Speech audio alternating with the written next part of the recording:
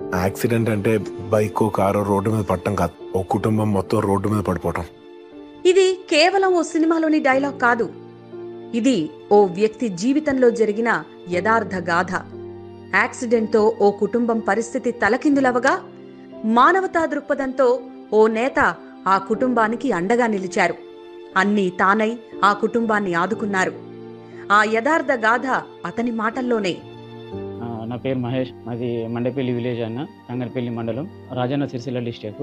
మాకు ఇల్లు లేదు, వ్యవసాయం లేదు, మా అత్తగారికి ఏం లేకుండా ఫస్ట్ నుంచి. మేము బయట కిరాయిలు ఉంటున్నాడు. కిరాయి టైంలో నాకు వచ్చే 8,000 6,000 సాలరీలలో నా బిడ్డకు నా కొడుకు స్కూల్లో జాయిన్ చేయించడము. ఇక ఆర్థిక పరంగా బాగా ఏం బాగాలేకుండా ఇక అతను దేశం పోయిండు. వచ్చినాక 3 ఏళ్ళకి ఇల్లు కట్టుకున్నాం. ఇక ఇల్లు కట్టుకున్నాక మొత్తం ఇంకా పలస్తర కాలేదు.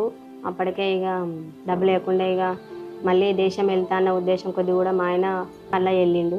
అక్కడ డ్యూటీ స్టార్ట్ అయింది. బస్సులో కూర్చొని వెళ్తున్నాము.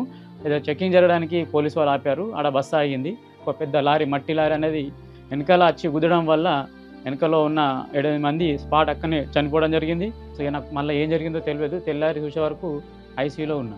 ఆ రోజు పొద్దునుంచి ఫోన్ చేస్తే అస్సలు కలవలేదు. సాయంత్రం వరకు చేసి ఊకున్నాం. వేరే వాళ్ళు ఉన్నారు పక్క ఊరోళ్ళు, వాళ్ళకు ఫోన్ చేసి మా ఆయనకు 9-10 మంది చనిపోయారు, మీ ఆయన ఒక్కడే బతికిందని చెప్పిండు మాకు. ఇక మేము చాలా భయపడ్డాం. అసలు మా ఆయన కూడా ఎట్లుందని. మాకు డైరెక్ట్ 2 కాళ్ళు ఇరిగిపోయినాయి, మొత్తం నడుము ఇరిగిపోయింది, మా ఆయన మొత్తం లేవలేడు అని చెప్పారు మాకు. మళ్ళీ ఇక మేము మా ఊరు సర్పంచ్ వాళ్ళని కలిసి బీఆర్ఎస్ పార్టీ వాళ్ళని కలిస్తే వాళ్ళు కేటీఆర్ సార్ని మా ఇంటికి తీసుకొచ్చి మాట్లాడిపిస్తే మా ఆయన కూడా వీడియో కాల్ మాట్లాడిండు. హాస్పిటల్ వివరాలు నేనేం చేస్తా అంటే మన వాళ్ళు ఉన్నారు, సౌదీలు ఉన్నారు, నేను పంపిస్తాను నీ దగ్గరికి. ఆడికెళ్ళిన తర్వాత నువ్వు హాస్పిటల్కి డిశ్చార్జ్ కాగానే ఫ్లైట్ టికెట్ అంతా నేనే కొని నీకు పంపిస్తాను. సీదా హైదరాబాద్ రాగానే మళ్ళీ దించి ఆడికి తీసుకొస్తాను.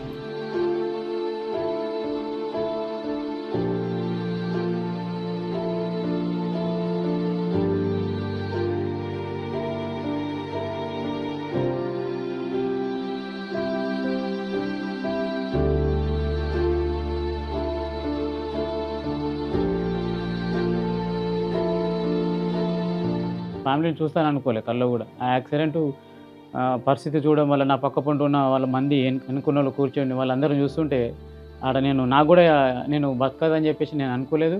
నేను ఇక్కడనే ఏదో సంథింగ్ ఆరోగ్యం ఖరాబ్ అయిపోయి ఇక్కడనే నా ఆరోగ్యం పోయి నేను చనిపోతానని అనుకున్నా. కానీ భగవంతుని దయ వల్ల, కేటీఆర్ అన్న వల్ల, దానివల్ల నేను ఇక్కడ ఇండియాకి రావడం జరిగింది. సౌదీ నుంచి ఇండియాకి వచ్చిన తర్వాత డైరెక్ట్ అక్కడ నుంచి హాస్పిటల్, కిమ్స్ హాస్పిటల్ నుంచి అంబులెన్స్ వచ్చింది.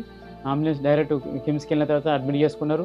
అప్పటి నుండి ఒక 20 days వరకు దగ్గర ఇప్పుడు అయిన ఖర్చు అంతా ఈ కేటీఆర్ సారే పెట్టుకోవడం జరిగింది.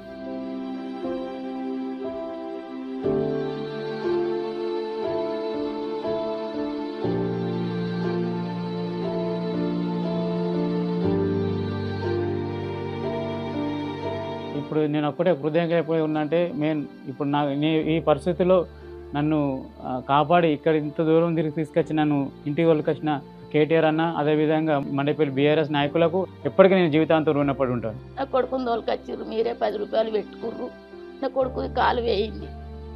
తర్వాత ఇంత ఏదైనా సాయం చేస్తే ఇంకా మీకు మేము ఎప్పటికి మొక్కుతూనే ఉంటాం. మేము చనిపోయేదాకా పెద్ద మనుషులు బాధ్యత మాకు శాతకుంటాయండి, ముసలి అయిన మేము. నా పైన ఫ్యామిలీ మొత్తము ఆధారపడి ఉందన్న. నా భార్య, పిల్లలు, అమ్మ, నాన్న వీళ్ళందరినీ నేను చూసుకోవడం. నాకు అంతకుముందుకు నేను దేశంలో పోయినా కాబట్టి 10 రూపాయలు ఖర్చు అయినాయి. నేను పంపించినా, నేను వాళ్ళ ఫ్యామిలీని చూసుకున్నాను. ఇప్పుడు నేను లేవలేని పరిస్థితి, నా కాలు అంతా పోయింది. కాలు మంచిగా తర్వాత మానిన తర్వాత అన్న నాకు ఏదైనా ఉపాయం చూపించి నాకు నా ఫ్యామిలీ నన్ను కాపాడతారని చెప్పేసి కోరుకుంటున్నాను. నాకు ఏదైనా జాబ్ ఇప్పించి నన్ను ఆదుకోవాలని మనస్ఫూర్తిగా కోరుకుంటున్నాను.